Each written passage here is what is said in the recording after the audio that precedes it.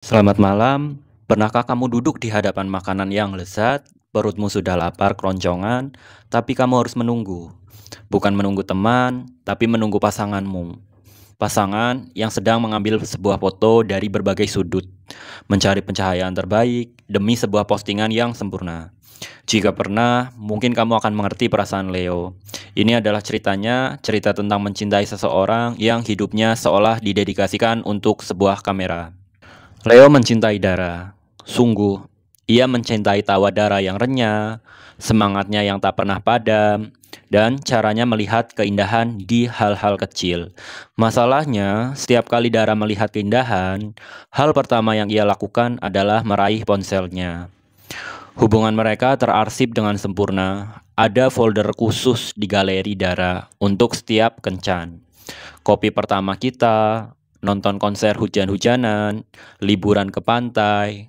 Setiap foto diedit dengan filter yang estetik. Setiap video dirangkai dengan musik yang sedang tren.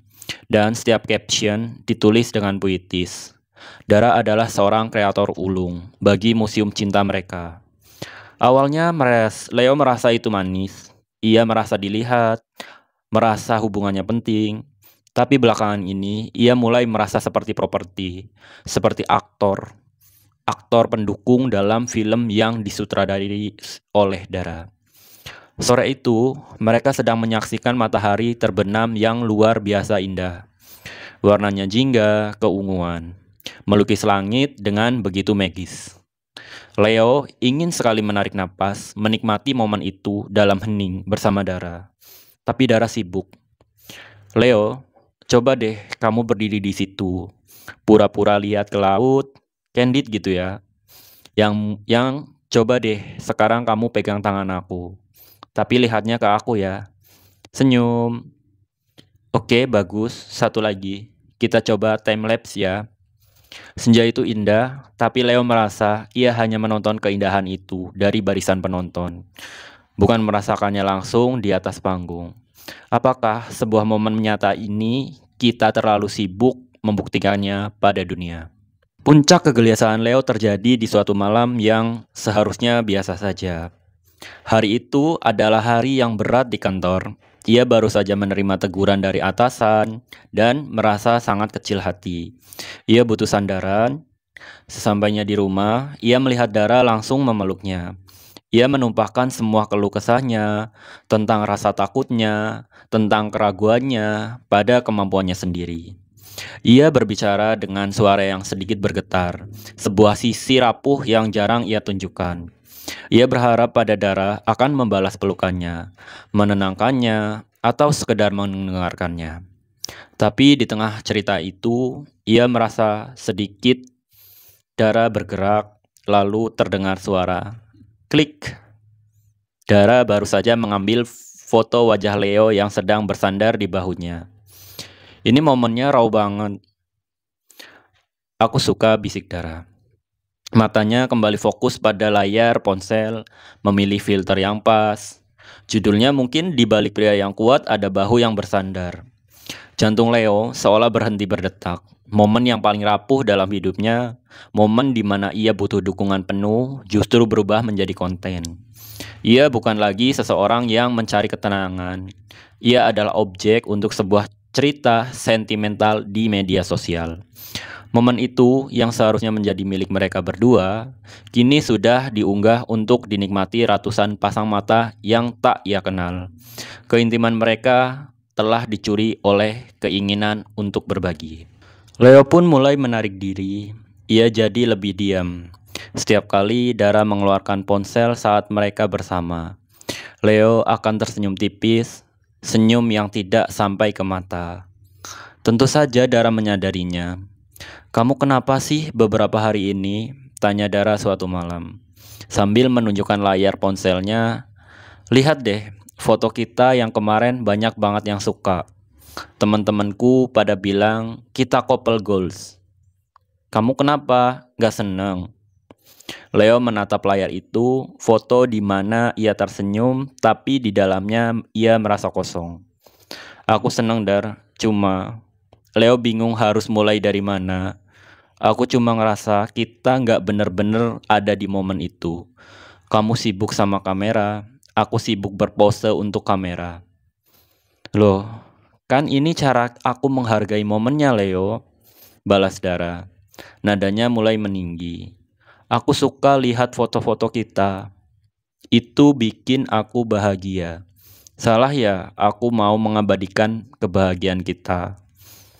Mereka menemui jalan buntu. Bagi Dara, kamera adalah bukti cinta. Namun, bagi Leo, kamera adalah penghalang cinta. Mereka tinggal di satu atap, tapi seolah berbicara dari dua planet yang berbeda. Leo sadar, marah dan diam tidak akan menyelesaikan masalah. Ia harus membuat Dara merasakan apa yang ia rasakan. Sebuah ide muncul saat ia membereskan gudang di rumah orang tuanya dan menemukan sebuah album foto lama. Foto-fotonya tidak sempurna, ada yang buram, ada yang matanya karena flash, ada yang posenya aneh. Tapi setiap foto memancarkan keindahan. Sebuah tawa yang tulus, sebuah pelukan canggung, sebuah momen yang tidak direkayasa. Minggu berikutnya, di hari jeda, Leo memberikan Dara sebuah kado.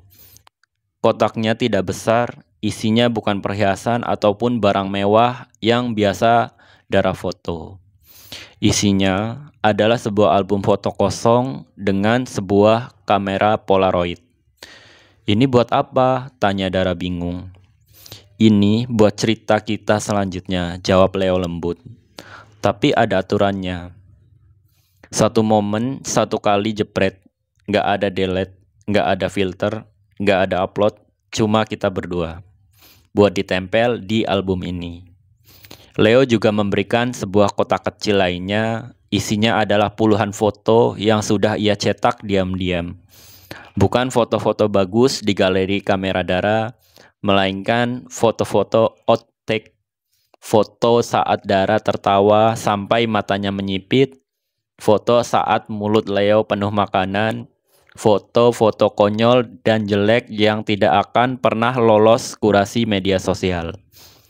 Bagiku, kata Leo, ini adalah momen terbaik kita.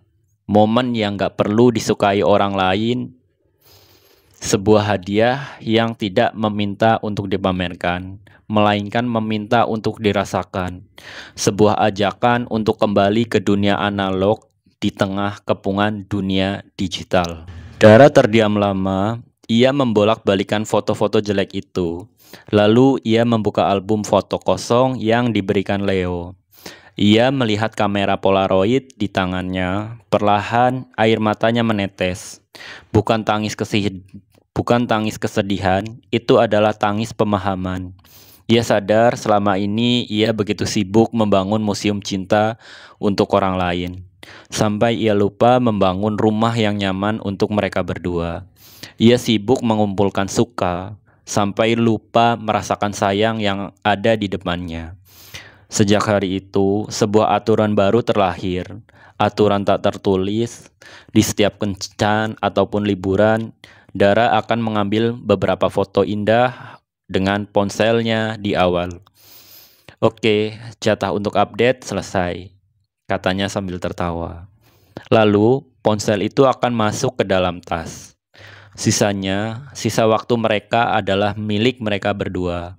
Sesekali mereka akan mengeluarkan kamera Polaroid, mengabadikan satu momen acak, lalu menyimpan hasilnya di album tebal mereka. Album hanya mereka berdua yang tahu isinya. Mereka tidak berhenti total dari media sosial, tapi mereka menemukan keseimbangan. Mereka belajar membedakan mana cerita untuk kamera dan mana cerita yang cukup mereka berdua. Karena pada akhirnya mereka belajar pelajaran terpenting, bahwa cerita cinta terbaik bukanlah yang mendapatkan paling banyak like, tapi yang paling dalam dirasakan, jauh dari sorot jutaan kamera. Cerita yang kehangatannya cukup untuk mereka berdua. Sekarang coba letakkan ponselmu, pejamkan mata, nikmati satu momen hening ini yang sepenuhnya milikmu, dan selamat beristirahat.